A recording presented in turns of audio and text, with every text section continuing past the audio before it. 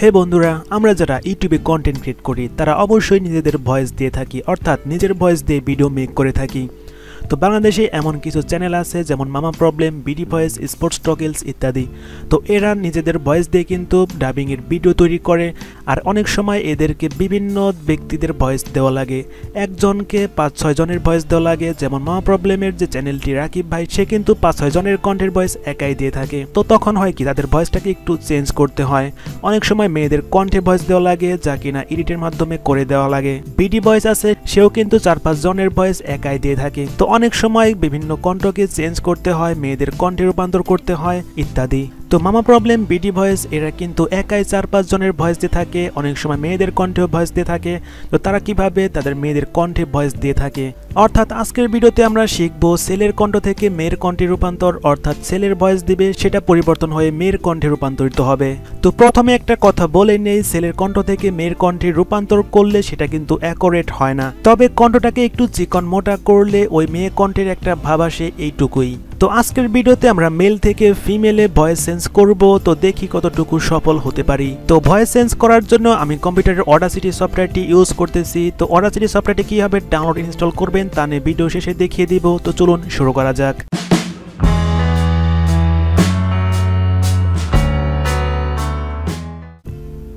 তো আমি অডাসিটি সফটওয়্যারটি ওপেন করে নিয়েছি। আর অডাসিটি হচ্ছে ভয়েস রেকর্ডিং এবং এডিটিং এর জন্য, অর্থাৎ অডিও এডিটিং এর জন্য বেস্ট একটি সফটওয়্যার। আর এই হচ্ছে অডাসিটির ইন্টারফেস। এখানে প্রথমে ভয়েস রেকর্ডিং করতে হবে, তারপর সেটাকে এডিটিং করতে হবে। তো ভয়েস রেকর্ড করার আগে একটা অপশন দেখে নিতে হয়, সেটা হচ্ছে আমার মাইক্রোফোনটি কোথায় লাগানো আছে, অর্থাৎ ফ্রন্ট প্যানেলে নাকি রিয়ার প্যানেলে।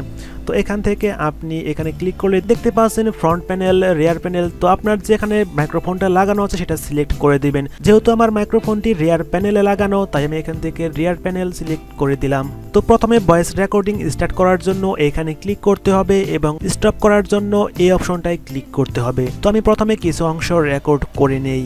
হে, তোমার কি খবর? অনেকদিন যাবত তোমার দেখা সাক্ষাৎ নাই, কেমন আছো তুমি? তো ভয়েস রেকর্ড করা কমপ্লিট। এখন হইতাছে ভয়েসটাকে শোনার জন্য আপনাকে এইখানে ক্লিক করতে হবে। হে, তোমার কি খবর? অনেকদিন যাবত তোমার দেখা সাক্ষাৎ নাই, কেমন আছো তুমি? তো আপনি এখানে কিছু দেখতে পাচ্ছেন বাড়তি অংশ আছে, এগুলো আমি সিলেক্ট করে ডিলিট করে দিব। তো এখন এই সম্পূর্ণ অংশটাকে কন্ট্রোল-A প্রেস করে কপি করব এবং এখানে পাশাপাশি এখানে কন্ট্রোল-V প্রেস করে পেস্ট করে দিব। এখন পাশাপাশি দুইটি অংশ আছে, একটা অংশ এডিট করব আর একটা অংশ এডিট করব না। তারপর আমরা মিলিয়ে দেখব এই দুইটার মধ্যে পার্থক্য কতটুকু আছে। তো আমি এখান থেকে এইটুকু অংশ, প্রথম অংশটুকু সিলেক্ট করে নিচ্ছি। তারপর চলে যাব ইফেক্টে। এখান থেকে আপনি চলে আসবেন হচ্ছে নয়েজ রিডাকশন। যদি আপনার ভয়েস রেকর্ডিং এ প্রচুর নয়েজ থাকে তাহলে আপনি এই অপশনটায় আসবেন, আর যদি নয়েজ না থাকে তাহলে এই অপশনটায় আসার দরকার নেই। তো যেহেতু এখানে আমার এতটা নয়েজ নেই, যার কারণে এখান থেকে আমি ক্রস দিয়ে বের হয়ে যাব। আমি চলে যাব ইফেক্টে, আবারও এখান থেকে চেঞ্জ পিচ এই অপশনটায় ক্লিক করব। তো এখানে আপনি দেখতে পাচ্ছেন পার্সেন্ট চেঞ্জ, অর্থাৎ এখানে 17 দেওয়া আছে। এখানে আমি 9 থেকে শুরু করব। তো 9 দেওয়ার পর এখানে প্রিভিউ আছে, প্রিভিউতে ক্লিক করে শুনবো যে কিরকমটা চেঞ্জ হলো। হে, তোমার কি খবর? অনেকদিন যাবত তোমার দেখা সাক্ষাৎ নাই, কেমন আছো তুমি? তো আমার কাছে খুব একটা পরিবর্তন মনে হয়নি। আমি আবার একটু বাড়িয়ে দিচ্ছি, বাড়িয়ে এটাকে 12 করে দিচ্ছি। তারপর প্রিভিউতে ক্লিক করলাম। হে, তোমার কি খবর? অনেকদিন যাবত তোমার দেখা সাক্ষাৎ নাই, কেমন আছো তুমি? তো এখানে আমি আবারও 15 করে দিলাম, আবারও প্রিভিউতে ক্লিক করলাম। হে, তোমার কি খবর? অনেকদিন যাবত তোমার দেখা সাক্ষাৎ নাই। তো 15তে রাখার পর আমার কাছে একটু মনে হয়েছে যে মেয়ের কণ্ঠের একটা ভাব আছে, তাই আমি 15তে রাখছি। তো আপনার কাছে নাও হতে পারে। তো এখান থেকে আপনি আরো বাড়িয়ে কমিয়ে প্রিভিউ দেখে তারপর সিলেক্ট করবেন। তো আমি এখান থেকে ওকেতে ক্লিক করে দিলাম। তো এখন আমরা পুরো অংশটুকুর প্রিভিউ শুনবো, তার জন্য পুরো অংশটুকু সিলেক্ট করলাম, তারপর এই অপশনটায় ক্লিক করলাম। হে, তোমার কি খবর? অনেকদিন যাবত তোমার দেখা সাক্ষাৎ নাই, কেমন আছো তুমি? হে, তোমার কি খবর? অনেকদিন যাবত তোমার দেখা সাক্ষাৎ নাই, কেমন আছো তুমি?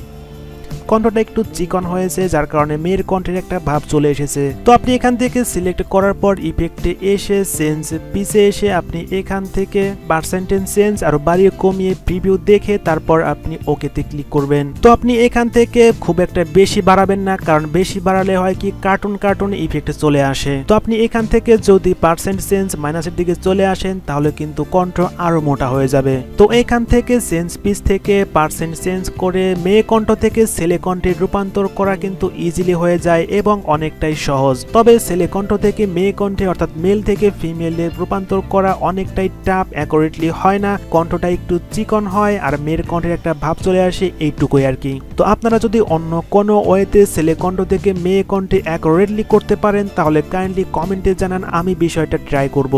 তো এই ছিল আজকের ভিডিও। তবে অডাসিটি দিয়ে পরবর্তীতে সম্পূর্ণ প্রফেশনাল ওয়েতে কিভাবে অডিও রেকর্ডিং এবং এডিটিং করবেন তা নিয়ে একটি ভিডিও তৈরি করব, চাইলে চ্যানেলটি সাবস্ক্রাইব করে রাখতে পারেন। আর এই ভিডিওটি শেষ পর্যন্ত দেখার জন্য আপনাকে অসংখ্য ধন্যবাদ।